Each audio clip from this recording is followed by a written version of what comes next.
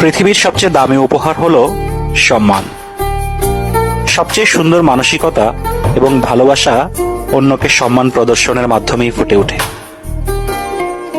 কথায়, ব্যবহারে, বোঝাপড়ায়, বন্ধুত্বে, ভালোবাসায়, সর্বক্ষেত্রে পরস্পরকে সম্মান করতে পারাটা ভীষণ রকম জরুরি। কাউকে সম্মান করতে হলে পরিবার থেকে সেটা শিক্ষা পেতে হয়, যেটা অনেকের মাঝেই থাকে না। আগে অন্যকে সম্মান করতে শিখুন, দেখবেন পৃথিবীর সবচেয়ে খারাপ মানুষটার কাছ থেকেও আপনি সম্মান পাচ্ছেন। আর যদি সম্মান নাও পান, তাতেও কিছু যায় আসে না। আপনি মানুষকে সম্মান করতে পারেন, এটাই আপনার সবচেয়ে সুন্দর যোগ্যতা।